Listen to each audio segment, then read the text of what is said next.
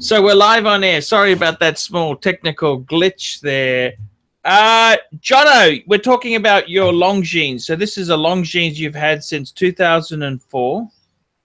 Yeah, yes. What did you have before the Longines? Tell me this. What did you used to wear before the Longines?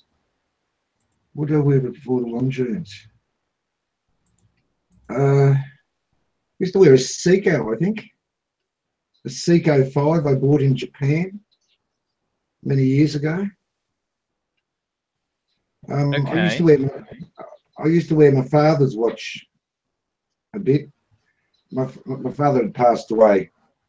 Yeah. I used to wear his watch a bit. That's an old Swiss watch, gold Swiss watch, a Titus.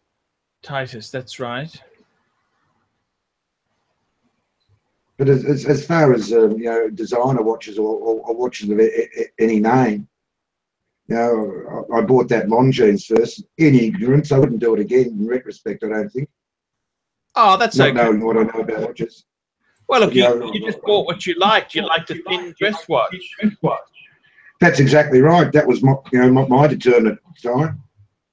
You know, I thought that Longines, you know, had a you know relatively reputable name at the time. But, you know, to a lot of Australians, they are. It's just us watch snobs who don't really see that. But that's not to say you're wrong. I mean, the thing, my essential impetus was, you know, if I was going to buy the watch, I wanted to get my money back in gold. You know, if I could negotiate the gold, you know, if I had to, I would. But I couldn't see, you know, in the Agassiz, you know, a gold banded, you know, watch, you know, for 15 grand. I couldn't see the value in that. There's no way. It was.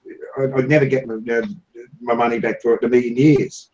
You know, one, because it's an EDC movement. You know, you never get your money back in gold. You know, because you're buying it as a fashion item. And yes, the gold was just, you know, totally overpriced. But I got a similar band, you know, virtually at, you know, just over, you know, scrap rate at the time. You know, I bought an ounce. I think gold was, you know, gold was I think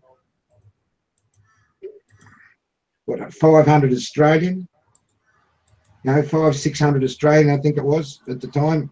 And this was you know, the band, you know, is what, 43 grams of 18 karat gold. You know, but the workmanship in it, you know, I admired, you know, in the band. So I put, you know, the band, you know, on the Agassiz watch for about 3.5, as opposed to paying 15 for you know a solid gold watch. You know, but you know, it is a solid gold watch. Yes. You know, but I'd get my money back. You know, I'd get my money back. You know, I'd sell the band. You know, I'd get 3,000. You know, if it's scrap for the band now. Yes. Yes, I see what you're saying there. Tell me this, John. Did you if you had your time again, what would you buy now? Like I mentioned before, Vacheron Constantine, you know, they're a conservative watch to my eye. You know, You'd love to have one of those there. You could buy one. You're quite a wealthy guy, the SUKAHORN. You could go and buy one tomorrow.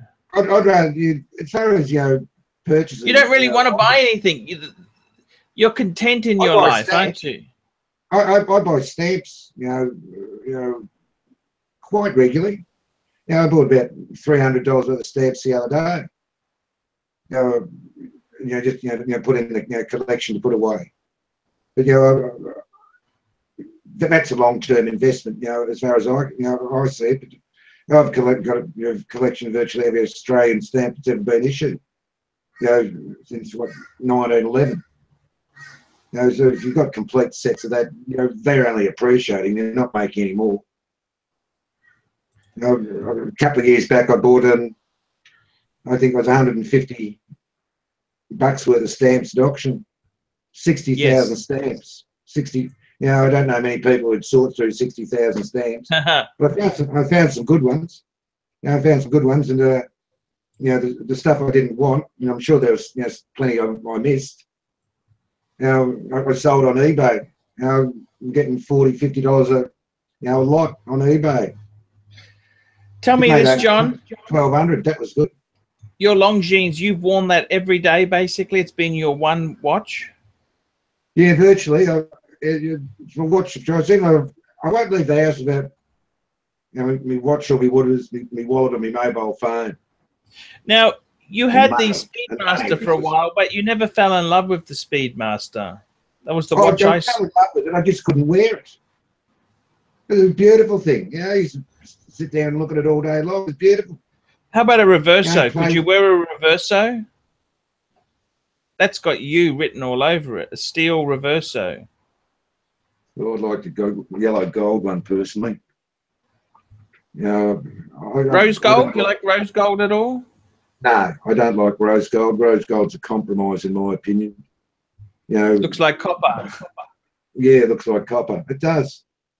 I can't see the attraction in pink gold. White gold has never been your thing either? No, gold's yellow. That colour. That colour, there. That's what colour gold is. Yes. Like 18 karat gold. This is white. White colour compared to 24 karat. But you can't put 24 karat with 18. It stands out and it clashes. Yes. It looks hideous in my opinion. There's nothing worse. You matched so 18 you bought this watch. You bought this watch. You're walking past Hardy Brothers. They had a watch sale on. You bought it. You had money. You thought, oh, I'll buy myself a watch today. Blah, blah, blah. You've worn it ever since. You've enjoyed it. Is that true? Yes. Yeah. You went down to the Chinese guy in Chinatown who sold the gold bracelet. He put the gold bracelet on for you, and you've never looked back. Never looked back. As far as wearing that, it's a dress watch. As far as I'm concerned, you can wear it to a funeral or a party. I'd most probably negotiate it quicker. If a bomb goes off and you wanted to sell it for the gold rate, than what you'd get for most your watches on the spot. Like time's not going to matter, is it? If the bomb goes off, gold might. Gold may be. It'll go through the roof. John, that's been an absolute pleasure talking about your watch. So it may not be everyone's cup of tea. It may not be the horological piece, but you would probably buy a Vacheron. That's a very, very interesting piece. Are you looking for one actively or not really? Or I'd like to get one 1955, as I said, the year I was born. But and then hand that on to the son, buy it and put in the safe. There's a watch your dad owned, but he's got, he'll have my watches, and he'll have, my uncle's watches and my mother's watches and, my father's watch. They'll all go to my son. I put more credence in the family owning it as a piece. It might not be an exotic timepiece, but that was the watch they wore and they chose. Like when it's my dad's anniversary, when he died, at his birthday, I always wear his watch. I can feel him in it, or something like that. Dead man's watches. They're dead man's watches, mate. Thank you very much. Yeah. Thank you very much there, John. It's been great having you on the channel. I'm going to do a show with Clive after this one here, John. Thank you so much for your time. I'll be in Melbourne next week. You're going to meet up with me, aren't you? Yeah. So I'm flying down Melbourne after Friday night. So you're going to meet up with me on Saturday, aren't you? Yeah, early Saturday I'll catch you. And we'll do a bit of work. Yeah, that sounds great, John. Okay, John. Chat to you later. Very good. Have a good one. Give my regards. Thank you. Thank you.